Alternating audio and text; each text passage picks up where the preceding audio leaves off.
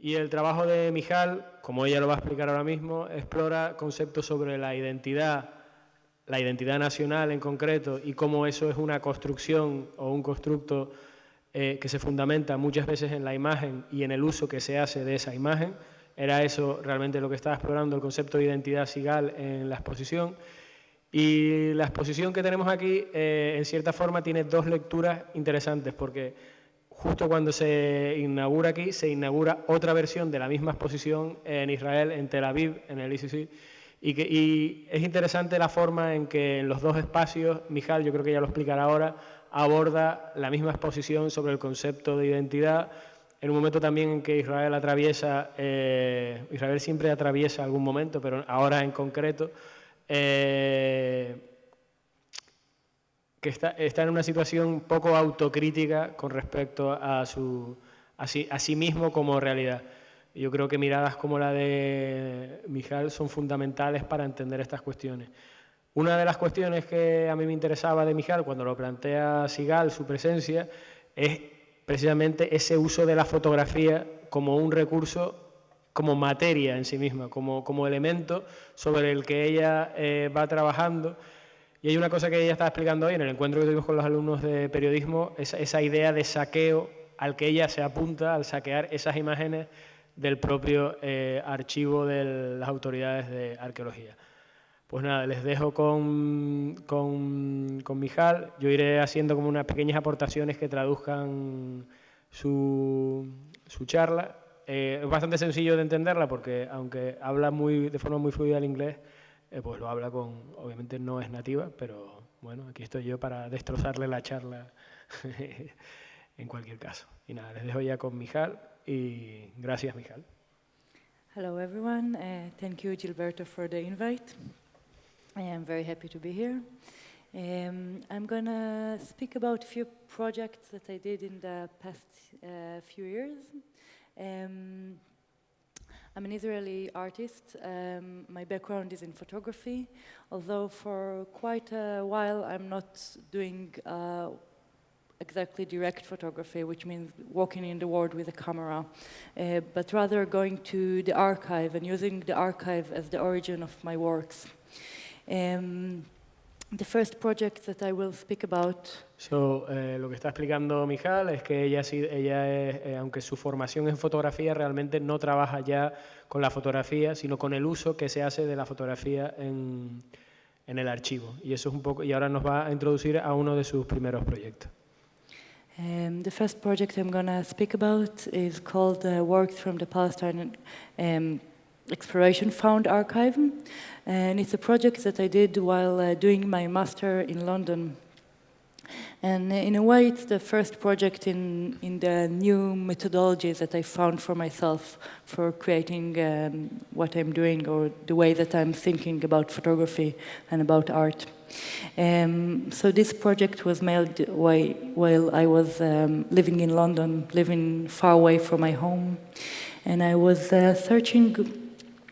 searching roots, searching a way to connect to my place and think my place from a different angle, think my place from a different point of view, from a different perspective. El primer proyecto que vamos a ver es el proyecto que ella realizó en el momento en que hace su máster en Londres, en Inglaterra, y eso le permite a ella precisamente ver desde otra perspectiva su tierra materna, el lugar del que venía. So I found this archive. It's the first colonial archive for the study of Israeli-Palestine. It was established in 1865. The organization, of course, not the archive. And the archive is based in the center of London, next to Bond Street. In the archive, I found a box of images that were taken in Tel Gezer, which is an archaeological site not far from Jerusalem, between 1902 and 1905. I looked at these photographs and I tried to see what I can read through them. So it was almost like looking in an old family album that I found and I never saw before. It was a new perspective to look at my hometown, to look at myself, but through different perspectives, through the colonial British perspective. Este es un archivo colonial, fundado en 1850, aunque ella trabaja con imágenes de básicamente 1902, y es un archivo que le permite a ella aproximarse a su tierra materna desde una nueva perspectiva. En cierta forma es como si encontrase, en la forma que está organizado el archivo, un álbum familiar, un álbum que le permite verlo con cierta familiaridad. So what I was interested at is the way that those British colonialist scholars were looking at my hometown, my homeland, but from different perspectives, and mainly through the research of archaeology. Archaeology is one of my, as an Israeli, archaeology is kind of a route, a kind of a way to connect to the land. It's almost the Zionist excuse of coming back to the land after 2,000 years.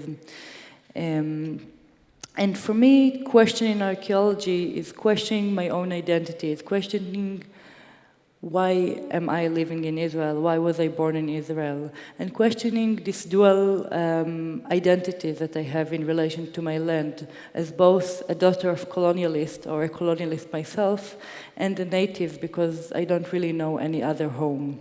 Bueno, el interés de este archivo, que es básicamente de fotografía de arqueología, es fundamental para entender la idea de Israel, porque para Israel la arqueología es fundamental porque sustenta la pertenencia a la tierra. Para ella como israelí, ir a través de ese archivo era cuestionar su propia identidad como israelí y como colona en cierta forma, pero habría esa ambivalencia de pertenecer a un sistema colonial, pero a la vez haber la ambivalencia de pertenecer a una tierra materna que es la única que conoce, que es Israel, que es el lugar donde ella ha nacido. So one of the first works that I did in the archive, I found this very small image, maybe 10 by 15 centimeters, of this little Palestinian kid holding a measurement tool, a ruler, to measure how deep we are underneath the ground, how deep the excavation is. Of course, it was, again, a tiny archival photograph. I enlarged it into one-to-one scale according to the rule of the ruler. As a photographer, we always have this question of how big our photograph should be printed. It's always something that we need to decide. It's almost random. And here I had a rule. And I was using the double etymology of the word ruler as both the one who controls and the one who measures. En esta fotografía, la primera fotografía que utiliza es una fotografía muy pequeña que encuentra y es una fotografía de un sitio arqueológico. Y en ese sitio arqueológico se ve a un niño palestino agarrando una regla, un medidor, y eso a ella le sirve para dos cuestiones. Una, para hablar del sitio arqueológico, pero otra, para esa cuestión que siempre se hacen los fotógrafos, que es el tamaño al que deben ampliar las fotografías. Entonces, por una vez tenía la respuesta porque tenía la escala en la fotografía. Con lo cual, amplía esa fotografía hasta el límite que la propia marca, la propia regla establece. Once I did it, few things have happened. The first thing that happened is that the kid itself became almost a person. Instead of being almost transparent in the original photograph, it became a human being standing in that you are facing face to face with him, that you can, it's in the same scale as you, as the viewer. The second thing that happened is that you as the viewer could measure yourself according to the ruler. Maybe like when we were kids, we used to mark these marks on the door to see how much we grow up. So people were standing next to the ruler and measuring themselves according to it. And the third thing that happened is the architectural space, of course, was measured, which means the space of the exhibition itself become under the rule of the ruler, become measurable. The print was very, very long and thin, and it goes to the ceiling, and then the numbers went flip and started to fall back to the ground. Esta ampliación tiene tres escalas. Por un lado, es tomar la perspectiva de que ese niño que aparecía en la fotografía, que era transparente en cierta forma o invisible, se vuelve, de repente existe, de repente te puedes ver en comparación con el niño. Por otro lado, te da a ti una propia escala de del tamaño de la propia excavación, y en el tercer lugar hace que de repente el espacio se adapte o acabe sometiéndose a esa idea del que guía el espacio, ¿no? de la regla, de cierta forma del colono. Another work that was part of the same project called The Bird. I found this image in the same box of images, and I found it very exciting. It almost looked like a surrealist photograph in a way. And I was amazed by it. I thought about the photographer, who is also the archaeologist, of course, Stuart McAllister, who took this photograph. He found this object in the ground after it was buried for 2,000 years. And the first thing he did before photographing it is, of course, adding the feathers. And I thought it was amazing because it was already doing interpretation to the object even before creating its first document, before publishing it for the first time. So he didn't even pretend to show us the object as it is. He already showed it to us with his own interpretation. With this image, what I did is that I expanded the question of interpretation. And I sent this image to friends in Israel, in Palestine, and in London, asking them to write their own interpretation to the image.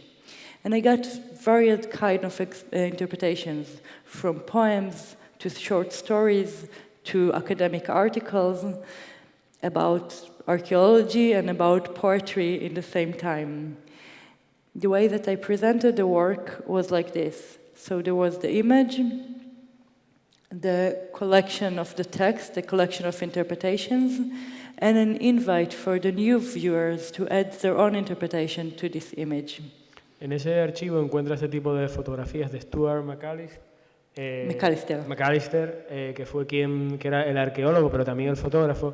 Y a ella siempre le fascina esa idea de cuando los objetos se presentan de esta forma, que cobran como ese sentido surrealista, pero cómo luego pasan a interpretarse de una forma u otra en función de ciertos intereses. Ella lo que hace es jugar con esas imágenes y se la envía a personas que conoce tanto palestinos como israelíes en Londres, y recibe unos feedback por parte de estas personas que interpretan esas fotografías, que son a su vez una interpretación del propio objeto, y que ella presenta en el display que realiza para esta exposición. I do take some images from time to time. And this is an image of a map of Palestine that was found in the same archive from 47, which means 1 year before the establishment of Israel. It's a map that still contains all the Palestinian villages that were in the land of Palestine before Israel was established. I hold the map as if it was a surrendering flag, a kind of white flag, if you want. While holding it like that, it also creates the shape of the map of Israel again. Que ella también todavía de vez en cuando hace algunas fotografías, y en este caso la que hace es una fotografía de un mapa que encuentra en el archivo de 1946, un año antes de que se establezca el Estado de Israel, y en él todavía se representan una serie o muchas de las aldeas y pueblos palestinos que desaparecerán tras la partición. Curiosamente, la forma de representarlo, en cierta forma, demuestra esa rendición del propio mapa, pero curiosamente también al presentarlo de esa forma tiene mucho que ver con la forma actual del Estado israelí. And I'm going to end this project with a short video I made. 1 second. Y ahora un pequeño vídeo, eso ya se ve, ¿no?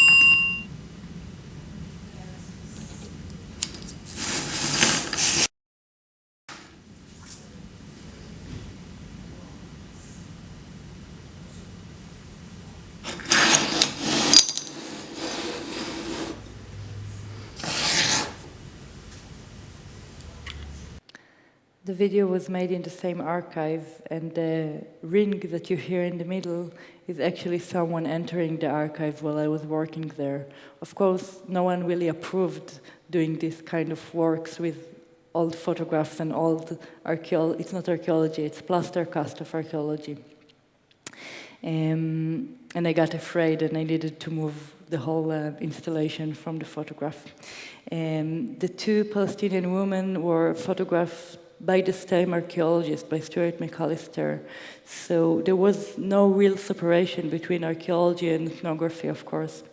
And I covered the ethnographical photograph with archaeological plaster casts, with these copies of archaeology that the Brits used to make in order to export archaeology from Palestine and send it for research in the UK. And with this, I try to question the way that the British scholars saw the people of Palestine, saw the Palestinian population, the indigenous Palestinian population, as an example of archaeology. So they almost make the people themselves as objects. They almost make them an example of the past, example of archaeology. Que el ruido que se oye justo a la mitad del vídeo es que ella hace ese vídeo en el archivo cuando está trabajando y que ella misma lo retira porque entiende que probablemente el archivo no aprobaría el modo en que ella trabaja con las imágenes. La foto que se ve, que son de dos mujeres palestinas, que también fotografía Stuart McAllister, están cubiertas por copias en yeso, que son las piezas que se enviaban al Reino Unido para que los estudiantes pudieran trabajar con esas piezas. En cierta forma, Stuart McAllister, cuando fotografía las piezas y fotografía a los palestinos, o a las palestinas en este caso, en cierta forma trata a los objetos y a las personas en la misma categoría, es decir, como objetos arqueológicos, como objetos de estudio. The second project I'm going to show, it's called The Hawks and the Sparrows. It's after the name of Pasolini film, and it was a project made after research in Petah Tikva Museum of Art. Petah Tikva is a small suburb of Tel Aviv. It's kind of identity-less city, a city with no special identity. However, it was built very organized, and as such, it had a huge modernistic museum, not huge, but a modernistic museum complex. So they have the city archive. Next to the city archive, they have an art museum. They have a small zoo. And within the small zoo, they have a natural history museum, a memorial room for the dead soldiers. And of course, each of those institutes has its own storage room. Este segundo proyecto que va a enseñar ahora se realiza en el archivo y en el Museo de Petah Tikva y es una ciudad dormitorio, por así llamarlo, una ciudad bien planificada pero sin una especial identidad y que donde está el museo, que es un buen museo, bien proyectado, al lado también está el archivo de la ciudad, el monumento a los caídos, pero que es una ciudad sin una verdadera identidad, más allá de una ciudad dormitorio, que podría recordarnos a cualquier ciudad en cualquier lugar del mundo. For me, what was interesting was to look at the two different layers. The first layer is the way that this museum complex presents itself. As a modernistic institute, each one is separating themselves from the other. So the Natural History Museum is not connected to the Art Museum, and which is not connected to the City Archive, and so on. And what I discovered that in their storage rooms, those separation doesn't exist. So when you go to the Art Museum storage room, you suddenly can find a taxidermy, or you can find a vitrine that came from the memorial room. And in the storage room, all these divisions, this modernistic division, collapse. I went to this storage room and I collected different kind of objects. The objects that I collected weren't the most glamorous objects. On the contrary, I choose objects that are kind of falling apart, kind of almost fading. And I was trying to think about these objects as objects that resist the museum rule, the rule of preservation. And it was almost as if looking at this object was a kind of rebellion against the museum rule, a rebellion against the rule of keeping it out of history. Those objects are carrying the marks of history on themselves. Este museo, que se presenta a sí mismo como un museo moderno, ¿no? Como un museo contemporáneo y que plantea una serie y que lo plantea con cierto orgullo, se plantea realmente, en cierta forma, casi como en oposición a un museo de ciencias naturales o al archivo de los caídos en la guerra, pero que curiosamente esa división que se hace como categoría de arte colapsa o pierde el sentido en el almacén, porque en el almacén todos esos objetos están juntos, no mantienen esa separación de rigor que es del arte. Y curiosamente y ella lo que hace es trabajar poniendo juntos todos esos objetos que le dan casi más información que manteniéndolos separados. Y curiosamente en ese almacén encuentra un montón de objetos que son incapaces, que resulta difícilmente preservables, y esa dificultad para preservarlos en cierta forma es como rebelarse a las reglas que establece el propio museo dentro de los criterios de conservación. I created from these objects a kind of cabinet of curiosity and one wonder room that combine all the museums together by the rule of myself, by the rule of the artist, by a very subjective rule. But unlike the original cabinets of wonders, this cabinet of wonder was, the original ones, of course, were based on plunder, based on taking stuff from the real world and transform it into the private sphere of the rich person, of the collector.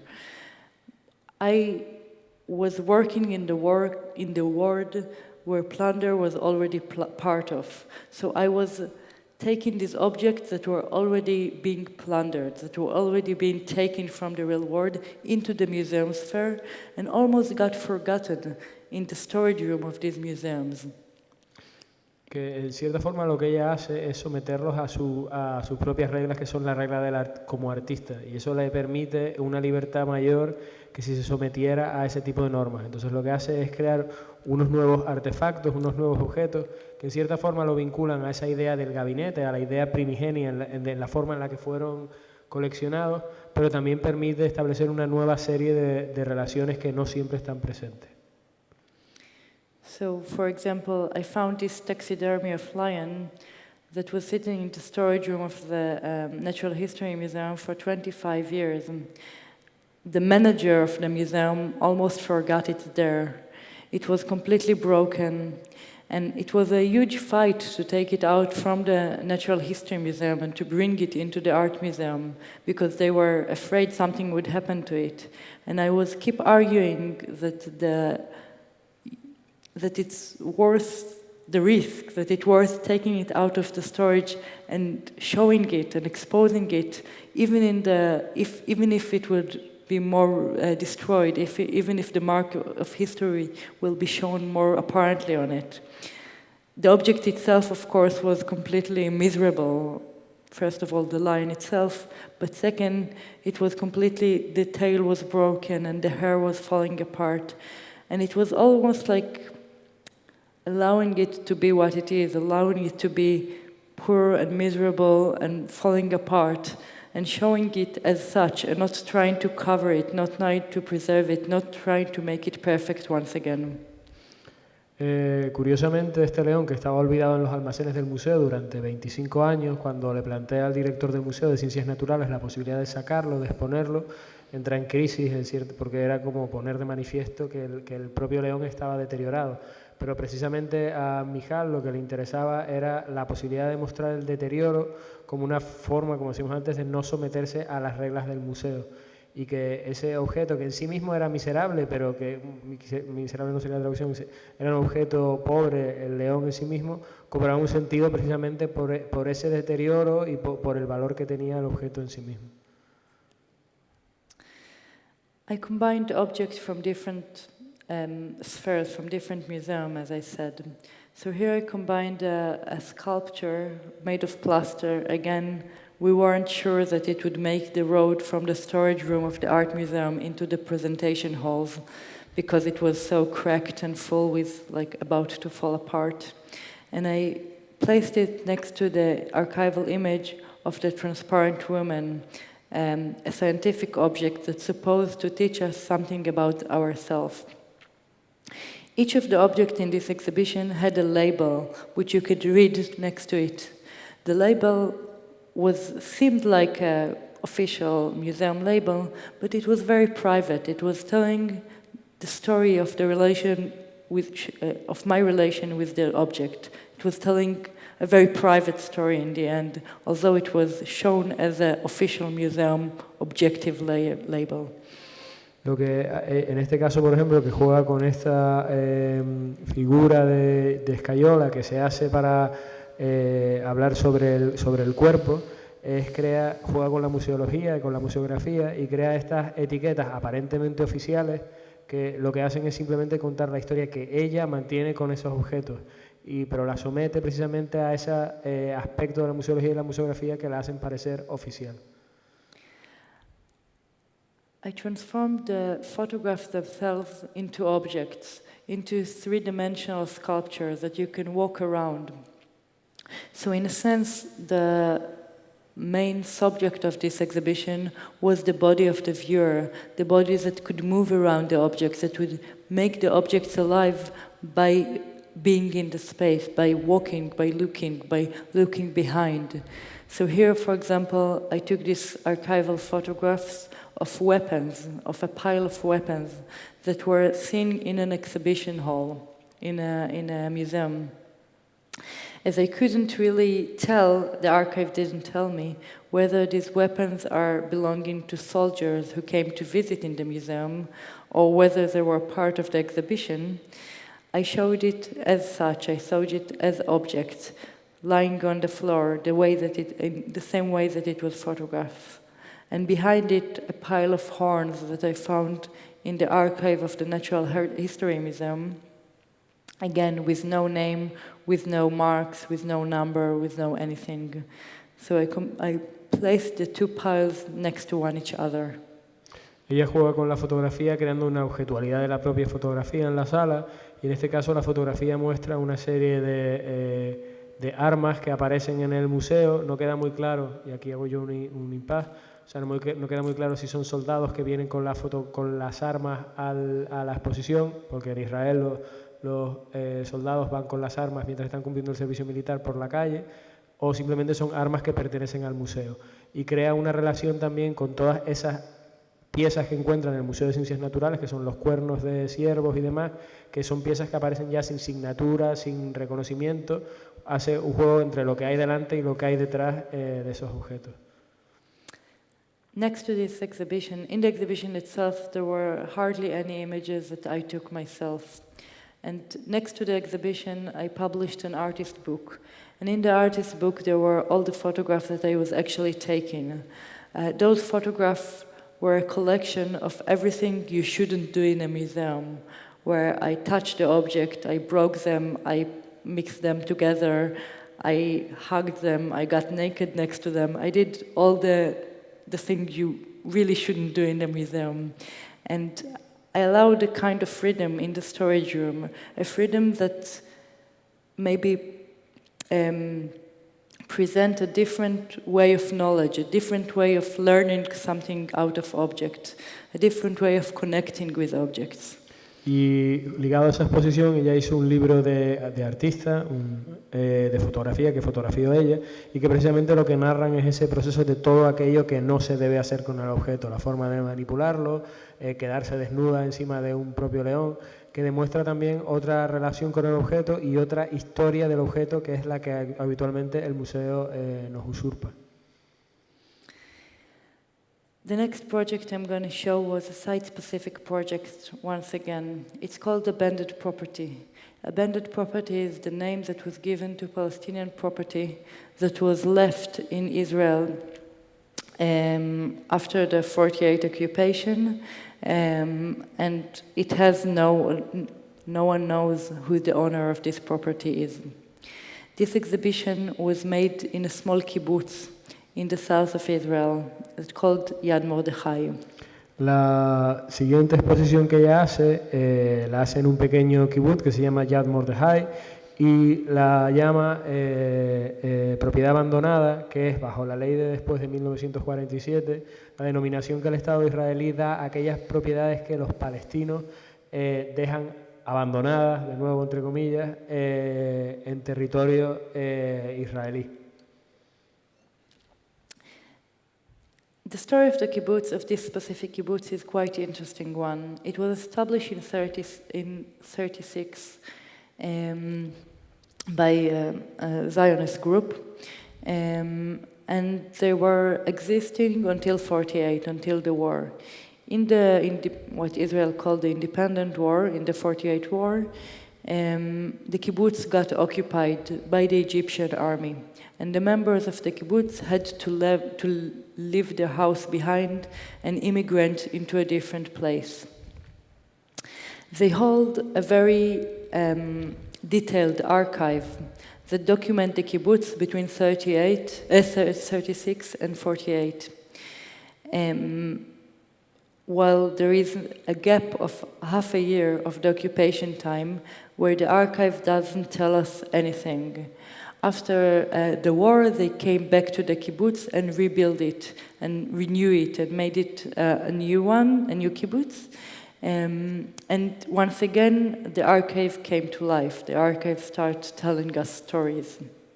Este kibbutz tiene una historia muy interesante porque durante la guerra del 48, tras la declaración de independencia, tras la guerra de independencia o durante la guerra de independencia de Israel, el kibbutz es ocupado por tropas egipcias y ese kibbutz, que había sido fundado en los años 30, es abandonado durante un año y medio. El kibbutz tiene un archivo enormemente interesante y de repente se produce un vacío de información durante un año y medio sobre qué pasa con ese archivo, con ese kibbutz cuando se abandona y cuando es reconstruido de nuevo tras la guerra de independencia.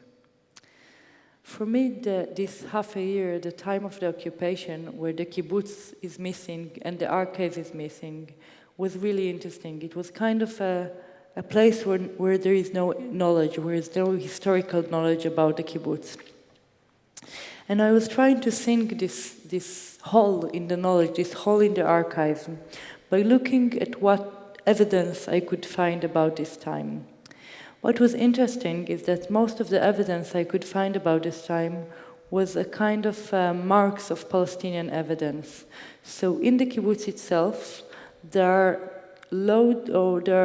marks or there are almost signs or hints of the Palestinian population that was around the kibbutz, that was occupied in the same time. But unlike the Jewish kibbutz members who came back to their kibbutz, the Palestinian population didn't came back.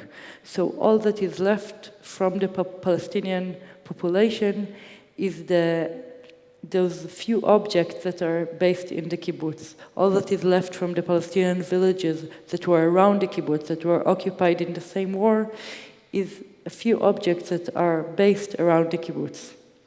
Que a ella le interesaba enormemente ese año y medio en el que se produce un vacío de información, en el que mucha de la población que rodeaba el kibbutz, población palestina, pasa a vivir o a ocupar el kibbutz.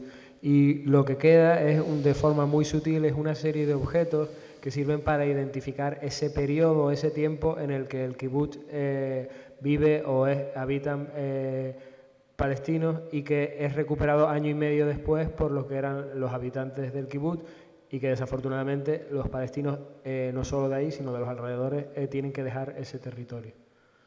So here, for example, we can see a photograph that again turned into a sculpture, turned into an object. And in the photograph, the archivist of the kibbutz is taking the carpet off the floor, the carpet of the physiotherapy room, and showing me the Palestinian tiles that exist under the carpet that were taken either from the villages around the kibbutz or from different villages, maybe from Jaffa or from the place where the kibbutz was exiled to.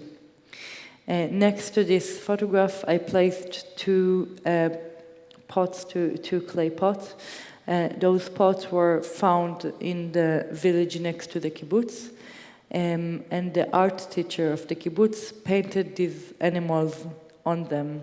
So again, the question of layering, the question of how an object that were taken from a different culture was adopted to a new culture and became part of its own identity. Una de las cosas que más le interesaban era toda esa serie de azulejos o mosaicos palestinos que eran constantemente cubiertos por moqueta, y al lado de los cuales colocó una serie de vasijas que eran vasijas palestinas que curiosamente cuando vuelven los israelíes, es decir, que adoptan esa cultura, adoptan esos objetos, pintan con animales. Es decir, entonces esta idea de cómo una, si no de apropiación, sino menos de adopción de rasgos de la otra cultura en la tuya. Not all the objects in this exhibition had a direct Palestinian memory in them. Part of them were abandoned property in a more symbolic way, and this object is one of them. Gabi was one of the older members of the kibbutz, is showing me a snake skin that he found many years ago. In order to preserve it, he took a wood and he put the snake skin on the wood. He showed it to me, and I photographed his hand showing it to me. When I presented this work, I presented it again in the same manipulation like Gabi did. So I took the photograph and I put it on top of a wooden stick, almost like a cleaning tool stick, and it was coming out of the wall. So the photograph itself became the snake of the skin. The photograph itself imitates what is being photographed within it. The scale of the photographs, again, is 1-to-1 according to the scale of the object that is being photographed within them. En esta fotografía, en la que de nuevo vuelve a mantener la escala 1:1, la escala real, ella no habla solo de esa memoria olvidada de los palestinos, sino en este caso, por ejemplo, de Gabi, uno de los primeros miembros que aún quedan vivos del kibbutz, que le presenta la piel de una serpiente, y en el momento en que él le presentó la piel de la serpiente, de una serpiente de esa región, la coloca alrededor de un palo. Ella de nuevo, cuando vuelve a representar esa fotografía, utiliza de nuevo el palo para hacer esa nueva representación de la serpiente, y la propia fotografía deviene en objeto, en cierta forma.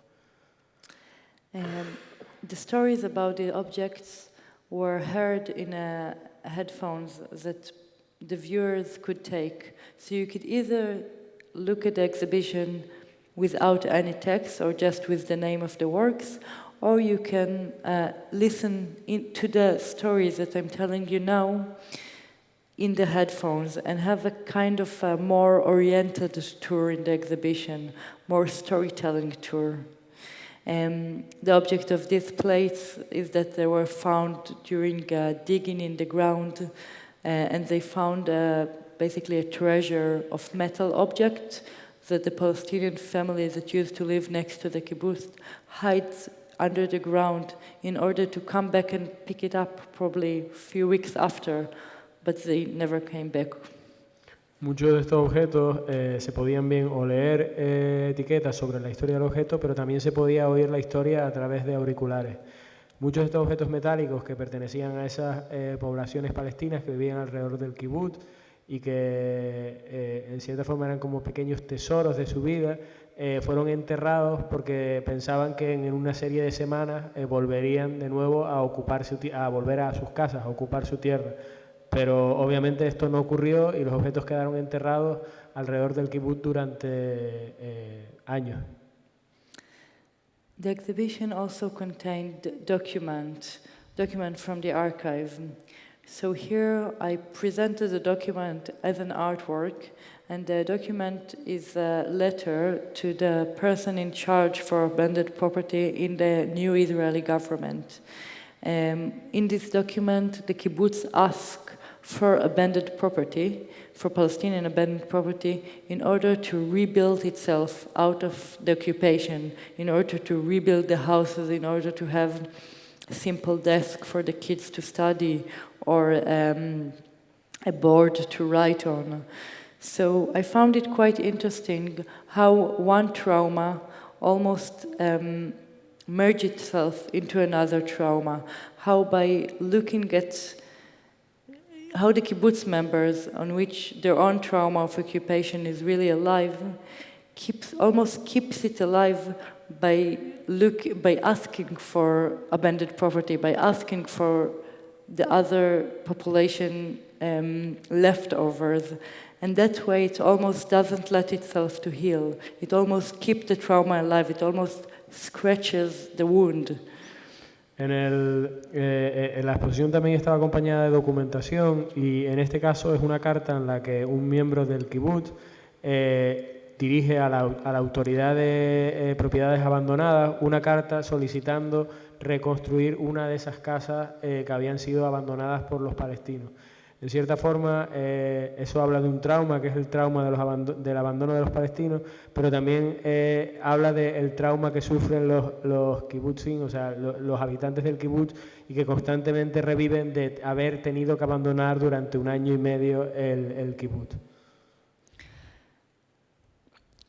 Another work that was more symbolic was a wall in the kibbutz where one of the machinery people of the kibbutz painted all his tools. This house was about to be destroyed recently. It wasn't an abandoned property in any way. And it created almost like a map, but a map with a map of emptiness, a map of just marks, a map of silhouettes. The most interesting thing for me is that I showed this exhibition in the kibbutz itself. And this work was the most provocative one because the kibbutz members said, okay, we have abandoned property. We don't really know how to handle this abandoned property. We still call it that way. But the fact that you are making art out of it and you called abandoned property things that are not abandoned property and you use the metaphor was really, it made them furious. It made them very angry. And for me, it was really a place to understand the role of art in politics, the role of art as a way to change or to expand the way we think about ourselves. Because, of course, when I speak about abandoned property and about Palestinian memory, I'm not talking about the kibbutz members, I'm talking about myself. I'm talking about myself as an Israeli, as someone who lives in a country that it was belonging to someone else. Or it's questionable that it was belonging to someone else. And for me, the place where I expanded the question of abandoned property into a more wider question, of art and of metaphors, and it keeps coming back, this question of how we take something from someone else, we adopted it into our own identity, and it becomes almost like an external body within our own body. It becomes almost like a memorial of, like a psychoanalysis, like a kind of a different object within our own identity, a different object within our own memory.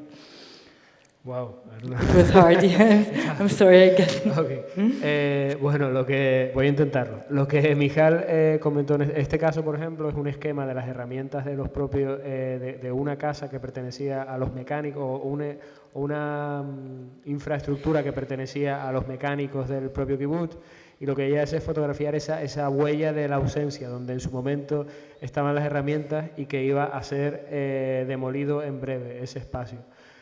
El hecho de que ella llevase a cabo esa exposición en el propio kibbutz pone la atención sobre el hecho de la palabra propiedad, sobre el concepto de propiedad abandonada. Y abrió para ella una conversación interesante con los propios miembros del kibbutz, porque de repente ellos mismos se enfrentaban al concepto de propiedad abandonada, que claramente no era una propiedad abandonada, y que ponía de manifiesto también la incapacidad de ellos mismos de todavía lidiar con ese concepto de qué es la propiedad abandonada, qué hacer con esa propiedad abandonada.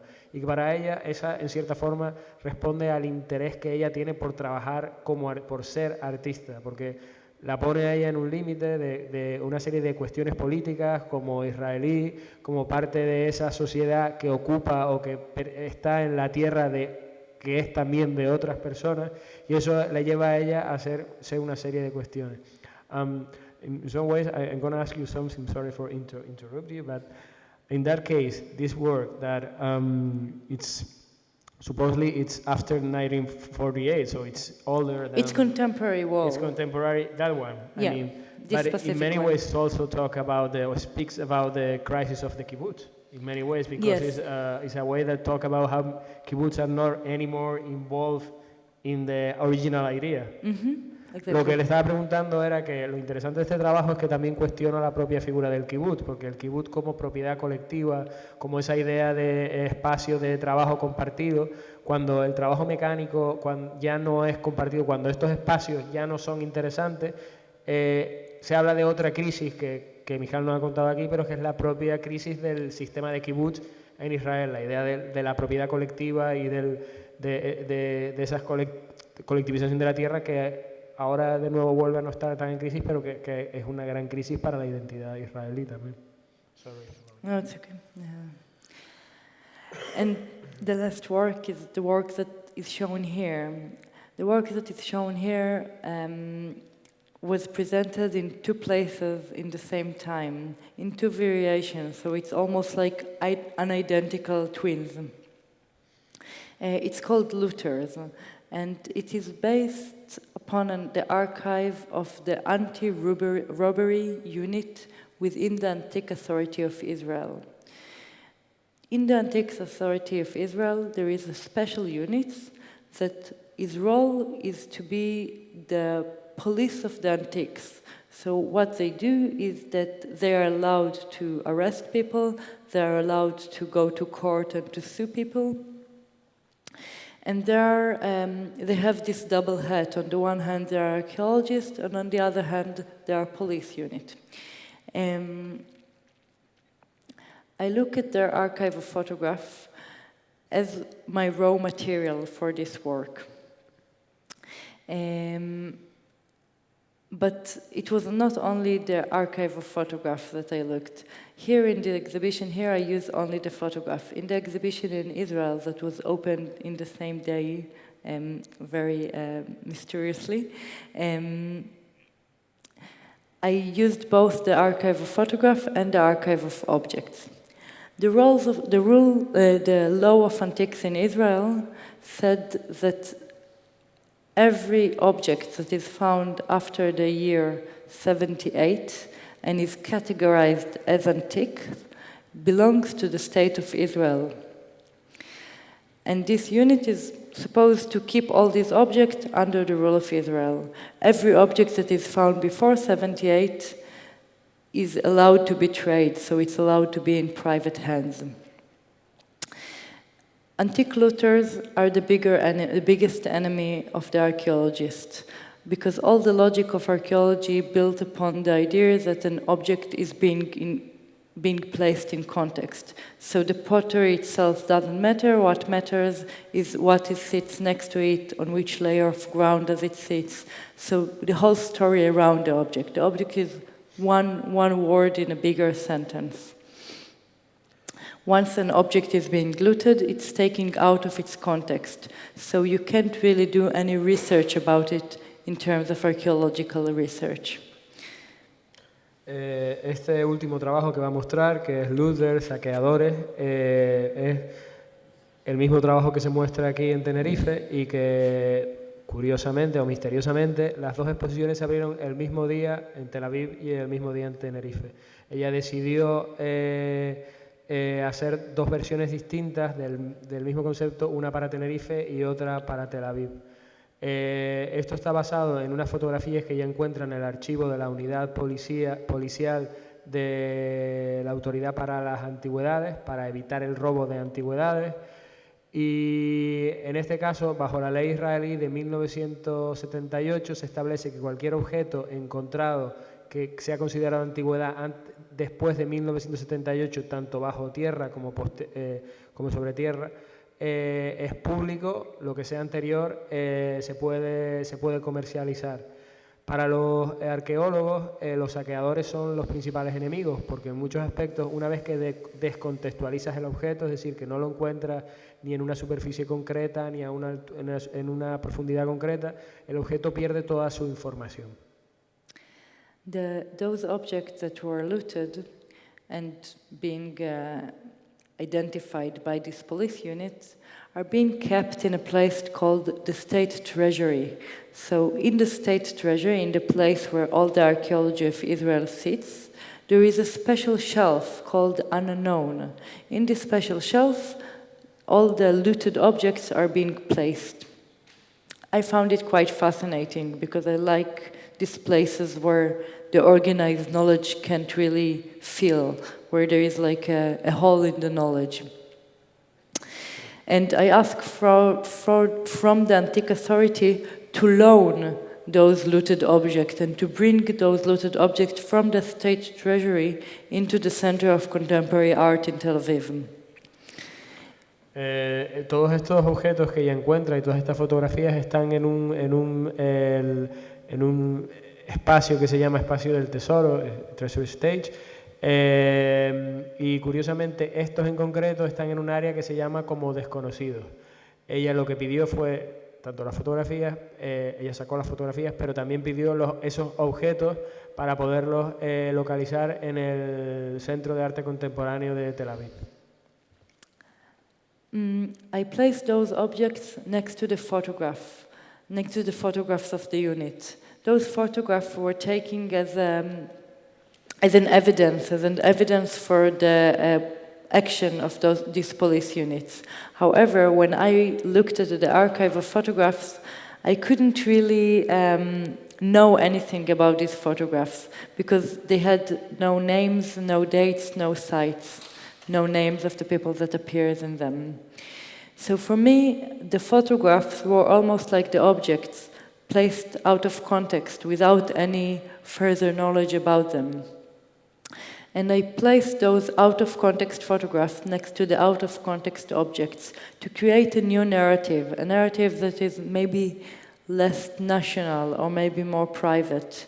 Within the objects that I loaned from the archaeological department, from the Antique Authority, from the State Treasury, I placed also fake archaeology in order to think how we perceived archaeology when it presented in different ways, when it presented in vitrines or when it presented just in a pile behind the photograph.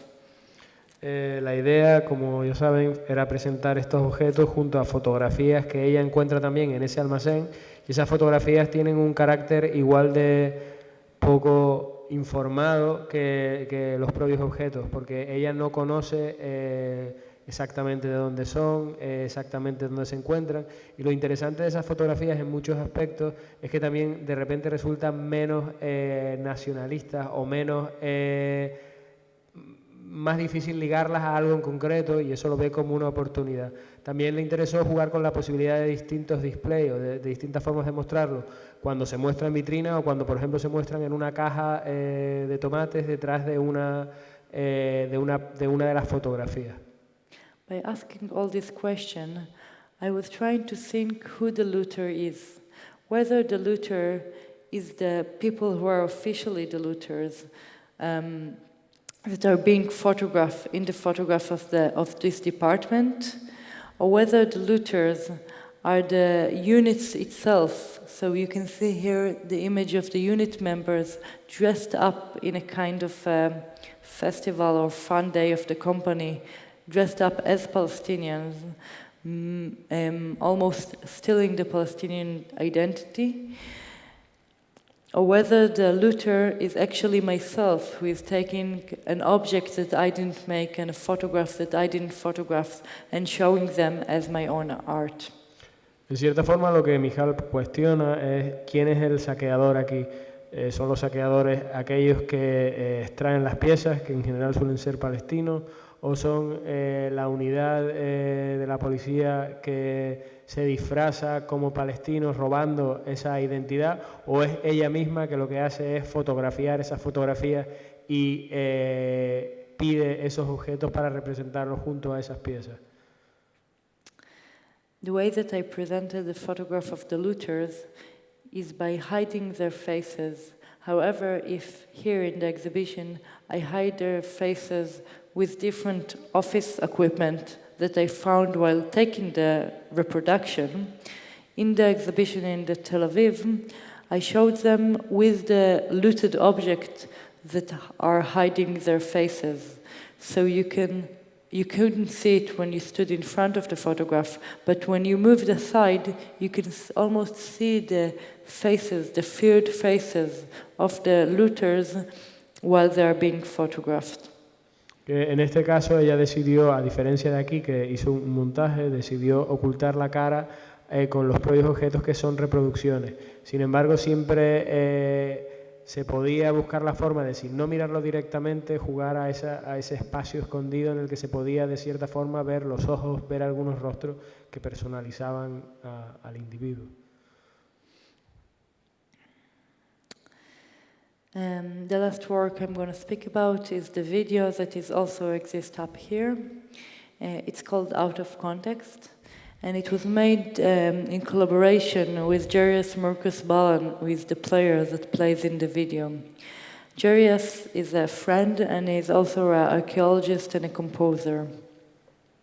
Together we thought about the biggest antique looter in Israel. He used to be Israeli general, minister of the army and minister of security, Moshe Dayan. Moshe Dayan, this general, used to, when he was, during his time as a general, he used to officially loot archaeology. It was before 78, so it was before the law of antiquity. And he used to go to what we call now the occupied territories. He used to go to Gaza and the West Bank, and officially, under his rule, with the army as a working force, he used to steal archaeology. After his death, his wife, his widow, sold the whole collection of this looted archaeology to the Israeli museum, so to the biggest museum in Israel. Today, this collection is standing in the storeroom of the Israeli museum. And the only context that this collection has is the context of being looted by this general, by Moshe Dayan. So they have an official storage just for the collection of Dayan. Those objects don't have any other context. They don't have any other story. The story that they could tell is them being part of this biggest loot in Israel.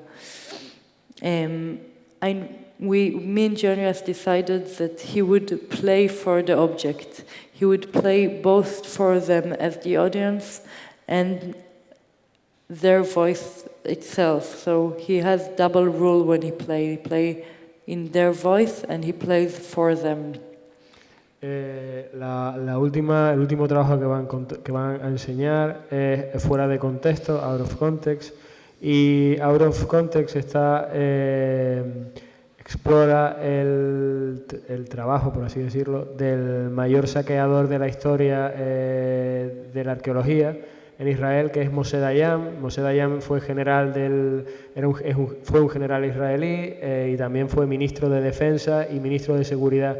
Moshe Dayan, aprovechando las campañas militares en lo que ahora se llaman territorios ocupados, Gaza y Cisjordania, West Bank, aprovechando la fuerza de trabajo que era la propia armada, se decidió a extraer un montón de piezas que acaban formando una colección de arte que finalmente se vende al Museo de Israel por parte de su viuda.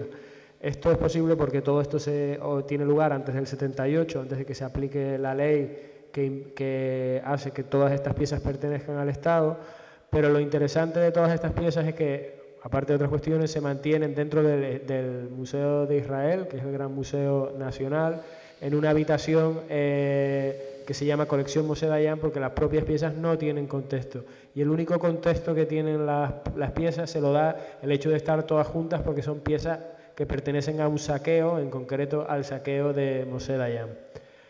Ella hace este trabajo que vamos a ver con un amigo suyo que se llama Jarius Marcus Ballan. Do you want to explain something about him or about the... About Jarius? Yeah. Jarius is both a musician and an archaeologist, and he's also a political activist, Palestinian political activist.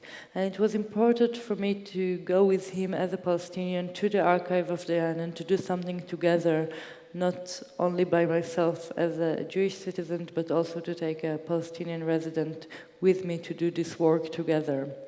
Jarius invented this way of playing a bouzuk. Bouzuk is a Palestinian instrument, and he plays it not like you're supposed to play the bouzuk. You usually play it with your finger, and he plays it with a bow, which makes a very weird sound out of it. Together, after he did this composition, we worked with another musician, and we made a new composition based on his playing and combining it with the sound of archaeological excavation that sits underneath the layer of the music.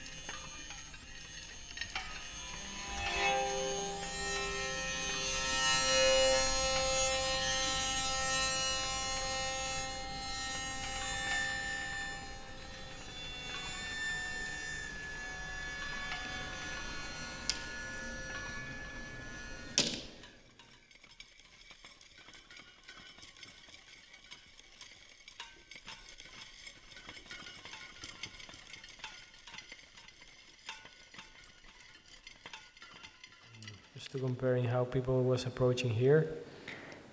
Also, what is your feeling about the exhibition here and the exhibition in Tel Aviv? Me pregunté un poco cómo recibieron la exposición en Tel Aviv y un poco que explique su percepción de la exposición aquí y en Tel Aviv. I think that the most interesting visit in Tel Aviv, or the most, I think, in a way, meaningful visit in Tel Aviv, was when the Antique Authority itself came to the exhibition. It was in the middle of an artist talk, and I was telling the usual text that I'm saying, which is considered quite radical in Israel, and it was almost like it was a place where I almost look at myself from the outside.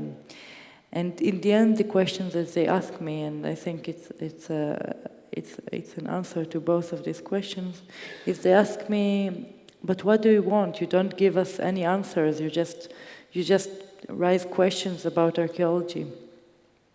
And I said, yes, what I want is that in the end, when people would walk in a archaeological exhibition, they won't take things for granted. They won't take the narrative as it presented to them, but they would ask questions about it.